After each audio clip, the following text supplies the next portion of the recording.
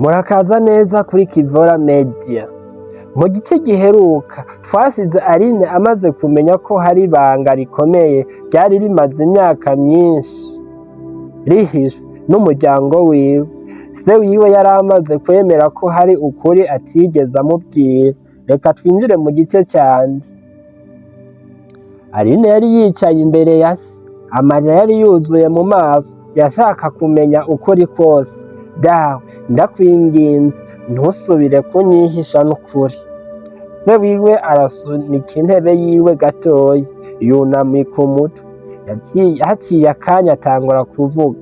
Mwana wanje, imyaka myinshi iheze narakorera ishirahamwe rikomeye. Aline aramwumviriza. Umunsi umwe amafaranga menshi yarazimiye.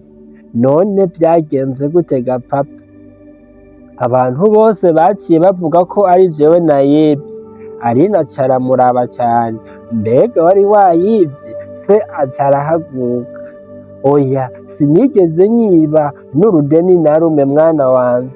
Aline yumva aruhutse gatoya, ariko ikibazo cari kigihari. Nimba ataco wakoze, ni kubera iki abantu bose bagumye babikwemeza? Se aca asubiza ati, kuko umuntu yakoze ico caha yari afise ububasha bwinshi, yaciye ampamya ibinyoma kugira yikize. Aline yaratangaye. Yari amaze imyaka yose yemera ko se wiwe yagiriza ibinyoma, ariko ubu yari amaze kumenya neza. Mbega uwo muntu yari inde? Se aca arahora.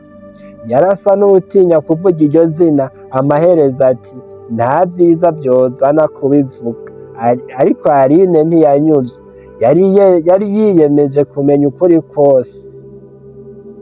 Muri uwo mugoroba nyene, Sandrine yari yicaye muhira anezerewe. Yari yizeye ko Aline na Eric bagiye gutandukana. Yibwira ati, nimba umuryango wa Eric umenya ayo makuru yose, urwo rukundo ruzoca ruhera. Ariko ntiyari azi ko ibintu vyari bigiye gufata iyindi ntera.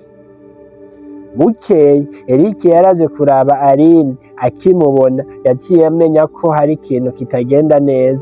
Aline, ni igiki cabaye? Aline aca amwereka za nyandiko zose. Eric arazisoma imwe kuri imwe. Amaze guheza aca avuga ati, mbega urizera ko dawe yabikoze? Oya, none ikibazo kiri hehe? Aline aca aramuraba. Ndafise ubwoba ko umuryango wawe uzovyumva maze wongere kunyanka.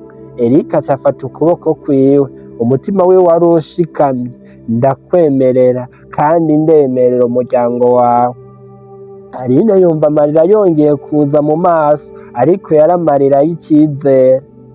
Muri iyo minsi se wa Eric yari yatanguye gukora amatohoza yiwe. Yari umuntu yakunda kumenya ukuri. Yararonse kopi z'izo nyandiko arazisoma, yongera kuzisoma. Hari ikintu kitamujamwo neza. Yaciye aza kurondera umwe mu bantu bakorana na se wa Aline kera. Uwo mugabo amaze kumubona izo nyandiko yaciye avuga ati, izo dosiye ndazizi. Se wa Eric aca aramwegera, mbwiza ukuri. Uwo mugabo aca aramuraba. Umuvyeyi wa Aline yaragirijwe ibinyoma. Urabizi neza? Ego, kandi hari abantu benshi babizi, ariko baratinye kubivuga. Ayo majambo yatumye se wa Eric atangara cane. Yaciye atangura kwibaza nimba yari amaze imyaka yose yanka umuryango w'inzirakarengane. Umutima we watanguye kumwagiriza. Ariko muri ico gihe nyene hari ikintu kibi cane cari kiriko kirategurwa. Umuntu yari amaze kumenya ko se wa Eric ariko ararondera ukuri, kandi uwo muntu yari afise ico atinya kuruta vyose, kuko uko ukuri kuzomenyekana. Iryo joro uwo muntu yaciye yinjira mu biro vyari bibitsemwo inyandiko za kera. Yatanguye kurondera dosiye zimwe zimwe, yashaka kuziturira. Yashaka gusibanganya ibimenyetso vyose. Ariko ntiyari azi ko hari umuntu yari yamubonye, kandi uwo muntu yari agiye guhishura ibanga rikomeye cane ryari rimaze imyaka irenga 20 rihishwe. Nimba wakunze iyi nkuru, kanda sabone kuri Kivora Media kugira tuzobandanye mu gice ca 8 c'iyi nkuru. Mwari kumwe na Venusta.